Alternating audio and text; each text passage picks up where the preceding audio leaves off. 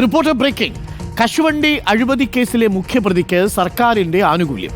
കശുവണ്ടി കോർപ്പറേഷൻ മുൻ MD K രതീഷിനാണ് മുൻകാല പ്രാബല്യത്തോടെ ശമ്പളം നിജപ്പെടുത്തിയത്.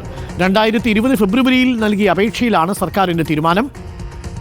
സർക്കാർ ഉത്തരവിന്റെ പകർപ്പ് റിപ്പോർട്ടറിന് ലഭിച്ചു.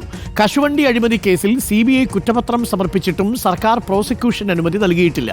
3 മാസത്തിനകം പ്രോസിക്യൂഷൻ അനുമതി നൽകണമെന്നാണ് ഹൈക്കോടതി ഉത്തരവ്. ആർ റോഷിപാൽ ചേരുന്നു കൂടുതൽ വിവരങ്ങളുമായി.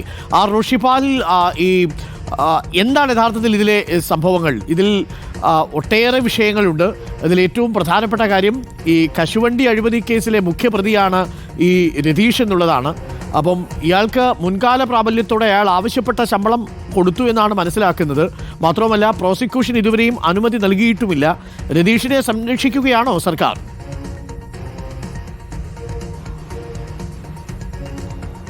ഡോക്ടർ അരുൺകുമാർ, ഇതിൽ ഏറ്റവും പ്രധാനപ്പെട്ടത് നേരത്തെ തന്നെ ഖാദി ഗ്രാമ വ്യവസായ ബോർഡിൻ്റെ സെക്രട്ടറി ആയിരിക്കെ തൻ്റെ ശമ്പളം സ്വയം ഉയർത്തിക്കൊണ്ട് ഉത്തരവിറക്കിയത് വലിയ വിവാദമായിരുന്നു കെ രതീഷ്. അന്ന് ധനവകുപ്പ് ഇതിന് അംഗീകാരം നൽകിയില്ല.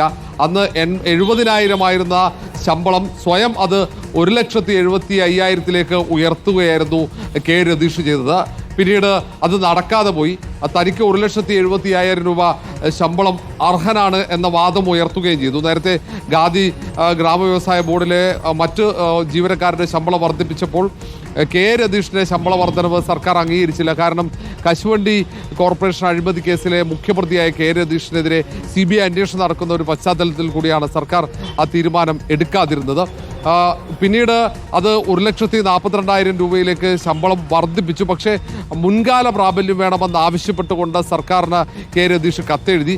ഏതാണ്ട് 12 വർഷത്തെങ്കിലും മുൻകാല പ്രാബല്യത്തോടെ ഇപ്പോൾ ശമ്പളം നൽകാനുള്ള തീരുമാനം സർക്കാർ എടുത്തു. 2020 ഫെബ്രുവരി 2 ഇങ്ങനെ ഒരു കത്ത് സർക്കാരിന് നൽകിയത്. ആ കത്തിൻ്റെ അടിസ്ഥാനത്തിലാണ് ഇപ്പോൾ ഏതാണ്ട് ഇത്രയും കാലം, ഏതാണ്ട് 10 വർഷത്തിലേറെയുള്ള ശമ്പളം സംസ്ഥാന സർക്കാർ കെ രതീഷ് നൽകാൻ തീരുമാനിച്ചിരിക്കുന്ന 500 കോടി രൂപയുടെ അഴിമതി ആരോപണമാണ് കെ രതീഷിനെതിരെയും INTUC നേതാവ് R ചന്ദ്രശേഖരനെതിരെയും ഉയർന്നത്. അത് സംബന്ധിച്ച് CBI അന്വേഷണം പൂർത്തിയായി.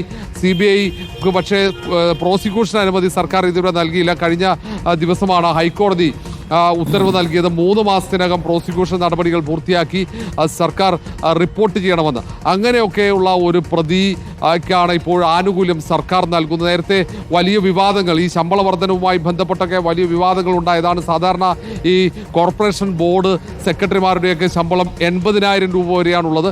പക്ഷേ കെ രതീഷ് തൻ്റെ ശമ്പളം സ്വയം വർദ്ധിപ്പിക്കുകയും അല്ലെങ്കിൽ തനിക്ക് വലിയ ശമ്പളം വേണം, ഈ സെക്രട്ടറിമാരുടെ സംസ്ഥാനത്ത് ഈ സെക്രട്ടറിമാരുടെയൊക്കെ ഓരോ വകുപ്പ് സെക്രട്ടറിമാരുടെയൊക്കെ ശമ്പളം തനിക്കും അർഹതയുണ്ട് എന്നൊക്കെയുള്ള വാദം ഉയർത്തിക്കൊണ്ടാണ് സർക്കാരിനെ സമീപിക്കുകയും ചെയ്തത്. ഏതായാലും ശമ്പളം നിജപ്പെടുത്തിക്കൊണ്ടുള്ള ഉത്തരവ് പുറത്തിറക്കി കഴിഞ്ഞു. ആ ഉത്തരവിൻ്റെ പകർപ്പാണ് റിപ്പോർട്ടർ പുറത്തുവിട്ടിരിക്കുന്നത്.